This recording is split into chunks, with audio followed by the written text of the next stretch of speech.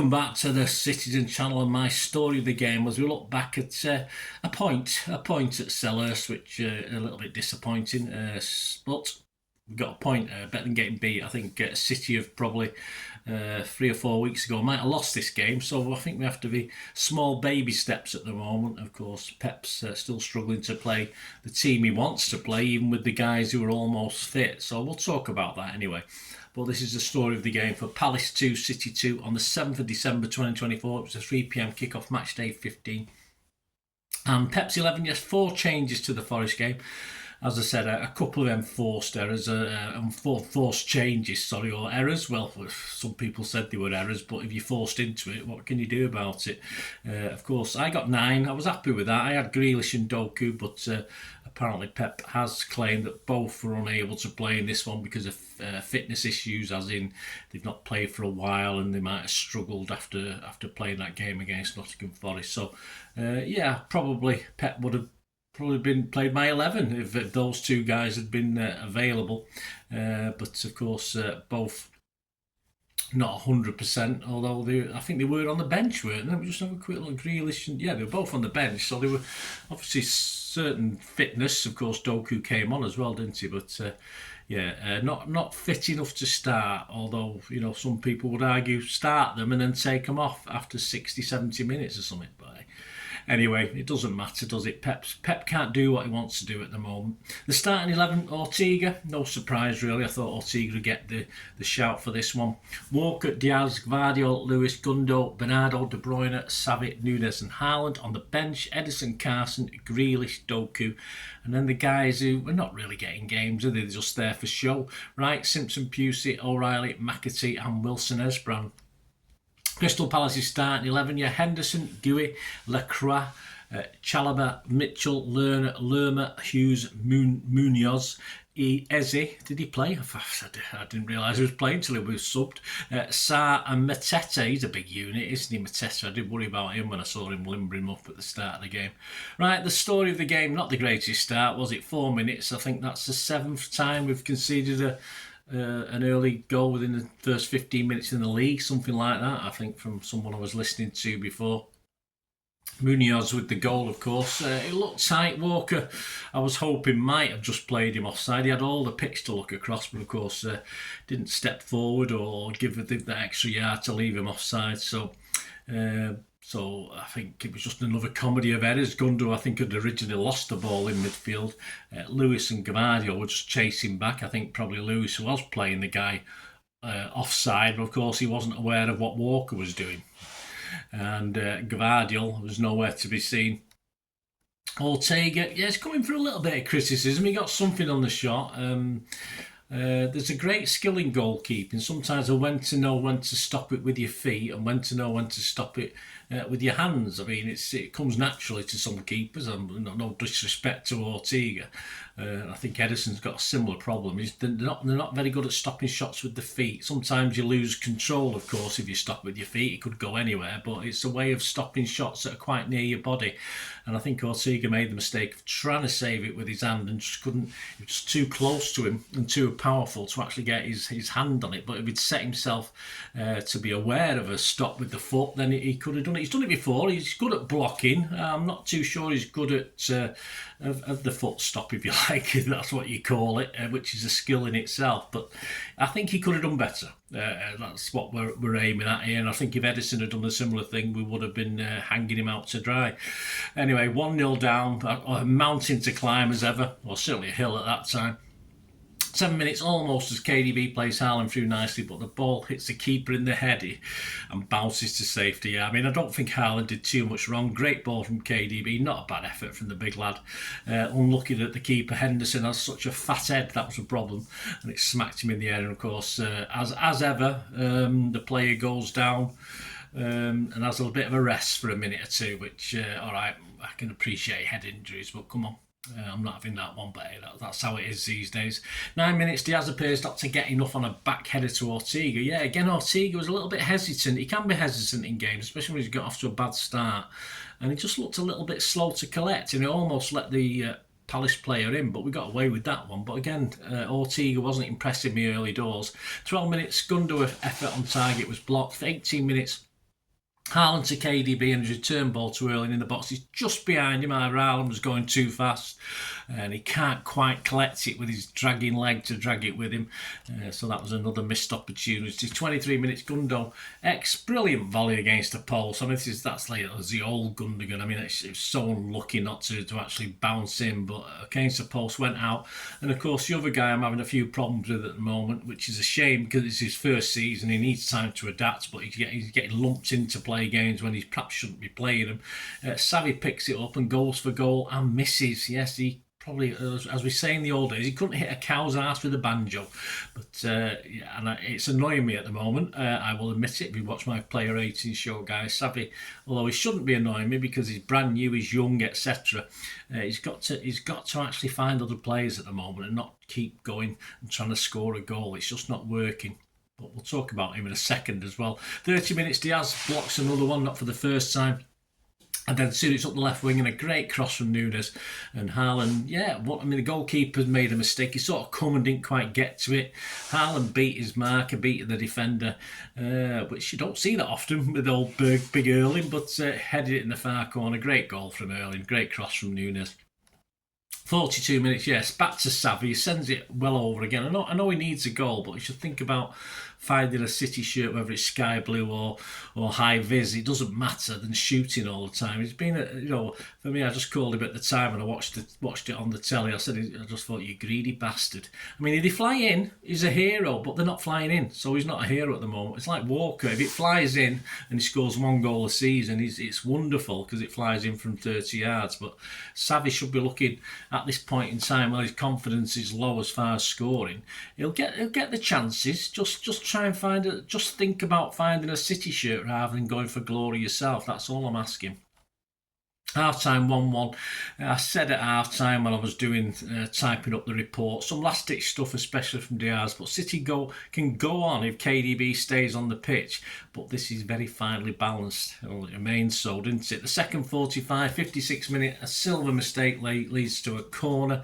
I actually made a little note, which I sometimes don't, of that mistake, because I thought, well, if anything comes from this corner, yes, and of course Maxence Lacroix, just a free header. Walker was in front of him. Diaz was wrestling with Palace players. But Walker didn't even make an effort, didn't get off the ground. His boots were there, he didn't make any sort of effort whatsoever.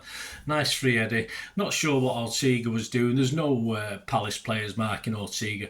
It's in the 6-yard box. Ortega, I thought when he first started playing for City, was quite good at coming for balls, but if you're not, as a keeper, if you haven't got the balls to come for a ball in the 6-yard box, it's just not good enough for me. So again, I have to put him, although it's Walker and other people's fault, Bernardo, etc., for allowing this to happen and getting the corner. I think that's Ortega has to share a little bit of the blame again. I assume he was just quivering on the line, I don't know. But I mean, in these set pieces with City so poor, the keeper, whether it's Edison or Ortega, has got to be a bit. Got to come out. Just got to come out and have a go. And even if he flaps at it and gets a little hand on it and don't quite get on it, at least disrupt it, because no one disrupted their scorer. And that's what we need our keepers to do, whether it's Ortega or Edison. Just not good enough for me. Again, part of our defensive frailties. 68 minutes, a tight passing move featuring De Bruyne, Gundo and Burno. It sets up Rico Lewis. Brilliant finish from Rico. He's not renowned for it. He scores 3 Premier League goals, all against Palace. So if we play Palace every week, we're all right. But he wasn't having a good game up to that, but a beauty into the roof of the net. And we're back in it, of course, and then we start to dominate, don't we? 75 minutes, pinball in the Palace box. Bernardo sort of gets a half-hearted shot away, but it's blocked and then scrambled clear by the keeper. 79 minutes, Doku gets on for Xavi. 81 minutes, Ortega does perhaps the only decent thing I saw in the whole game, come out quickly to save at the feet of someone on the right. I can't remember the Palace player, my apologies, but a feet of the winger in his box, did well there. 84 minutes, and some say unlucky, but Rico did lunge. He got a second. He did lunge. He probably did win the ball, but it's hard to even watch it on playback. I'm still not convinced. And that the referee, let's face it, one of the referees now. I mean, I know we used to slag the whole lot off, but these referees these days are absolutely awful. City don't seem to get 50-50s at all with these referees. And this referee couldn't wait to get that red card out. He nearly broke his bloody wrist wrestling the red card out of his top pocket. He was that keen to send him off, and I can understand it happening, but grossly unfair. The ref should have just took a little bit more time and had a think about that one. I'm not happy, but shit referee, no surprise. Kevin De Bruyne gives no more. He goes off after 86 minutes. Of course, a Pep team with 10 men is much worse than a Pep team with 11, whether it's a good team or not. And I was hoping and praying we'd hang on. Fortunately, we did. A couple of late corners. And then, of course, as you'd expect, as the time was ticking over to the last minute of injury time, and he didn't play anything over to allow for any sort of stoppages in injury time. And, of course, as soon as Doku went on a rampaging run, which he was a long way from goal anyway, but the ref decides to blow for full time. Of course, he does, the twat. That's how it is. To sum up, I thought there were some bits from City. As I said 4 weeks ago, we might have lost this game, so we showed a little bit of something. But we always look vulnerable as ever, and it wasn't for Diaz. I think we could have been 4-1 down at half time, something like that. But a point is not really good enough for the scheme of things. We've already wrote the league off, but we always live in hope, don't we, as most football fans do. And I think we have to be grateful for the point when it comes to it, and a point towards hoping making top 4, because I think that's the level we're at. Someone said top 5 might do it this season as well with the coefficients, but I don't know where they've got that from. Stats: Palace 12 shots, 3 on target, exactly the same as us. 12 shots, we had 4 on target. Again, surprises me, although we had 69% of the possession, so it's what you do with it, of course. Passes 3-3-3 for them, 7-1-9 for us. And again, I think this is part of City's problem, and no one's really commenting it. A good City team usually hits 91, 92, 93% pass accuracy. Again, I think it was 88% last time out. It was 88% again this time, so that's making a big difference, I think. And Palace's was only 77, so really, really low. They made 4 fouls to our 10. Only because the referee's useless and give them everything. Yellow 1 for them, and of course we got a yellow that turned into a red for us. Offsides 3 for them, 2 for us. Corners 7 for them, 8 for us. Man of the match had to be Diaz, surely. I can't see anyone saying Diaz wasn't man of the match on this one. Some headlines: the Observer back page, Storm Rio, the good and the bad, of course. The Mail on Sunday inside, Rinf Al Samurai said, frail confidence and shot nerves as City's sorry trudge goes on. I like that. I think it is a trudge at the moment. I think he's hit the nail on the head. Guardiola fumes as Palace sees on Walker's errors and Lewis is sent off. I don't think Walker was the only one at fault. Our local rag, the Manchester Evening News, back page, slipping away. Another blow in the title race as injuries and suspensions bite hard. They certainly do. Inside, Simon Bukowski, fight backs, ascending off, and the title looks a lost cause. Well, that'll be on repeat for the next certainly 18 games or so, however many towards the end of the season. Joe Bray, no shelter from the City storm. Yes, we had a bit of a storm this weekend, but depending when you're watching this, and it's written all over Pep's face.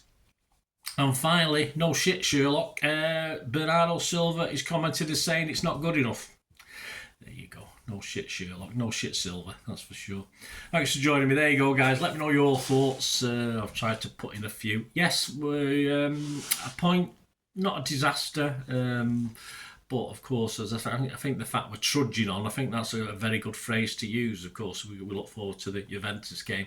Check out my Peps 11 for the Juventus game, which already should be out. Yeah, I thought I'd take the plunge and do it on Saturday night, so that should be out. Have a look at that, guys. Let me know your thoughts on that one. And out very soon, a little special as well. City 130, celebrating City's 1894-5 to 2024-25 history, a little special on our games against Juventus, or Juventus and City. So check that out, guys, if you get the chance, and spread the word. That'd be wonderful. If you like what I try to do, guys, and you're not yet subscribed, if you're still with me, please press that subscribe button, press the bell notifications. Everything City past, present, as long as I keep going. And if you look through the channel, all my City stuff, you will notice quite a big stodge or quite a big, what's the word? Well, quite a lot of film and TV stuff as well. I like film and TV. It sort of takes my mind off football for a bit. So anything that can do that at times is useful. Have a look at that. Or if you know somebody might be interested, give them a kick in my direction. That'd be wonderful. And yeah, I'm always after help with the channel, as in support. Might just be watching a couple of ads or something like that. Helps me out going forward. Helps the channel out. If you can do anything like that for me, please stay tuned. I hope you enjoyed the feature, and yeah, if you can support me through the subscription, if you can subscribe, guys, that'd be wonderful if you've not already done so. We do actually have memberships at the moment, just 99p a month, so you get access to all my city stuff, including all the history vlogs, dozens and dozens not been published yet that you get immediate access to, and every time I do a edit and do a vlog, you get immediate access to it as well. So you can have a copy of scripts as well if you want any hard copy of the sort of things I do on matches and teams and managers and players, etc, etc. So if you can join the membership, that'd be wonderful. We do have sponsors at the moment. P6505 are our current sponsor. They have a little eBay shop, so if you check in the comments section, there's a link there to the shop. They sell movie posters from the 90s and 2000s. They sell DVDs, some classic Hollywood movies, some classic foreign language ones. And if you do see anything you fancy on there, if you do place an order, just mention me, just say Bernard sent you, and you automatically get 10% reduction in the cost of your order. So fill your boots, guys, and my thanks to P6505. And yeah, if you want to support the channel just by watching the ads, that helps. Watch the ads, let them play through while you just have to check your phone or something, let it play out. And of course, if you follow any of the links, that always works as well. If you follow a link to one of the ads and you fancy something, I've done it myself. I've followed a link and actually purchase something from another organisation. But it can happen. It can happen. Not all ads are stuff you're not interested in. And of course, if you can give us a like, guys, that would be absolutely fantastic. All likes are much appreciated. Anyway, thanks for watching. Until the next time, of course, I only ever ask one thing, don't I? Please, I ask you all to stay safe, especially you Blues. Until the next time, come on, City. Bye for now.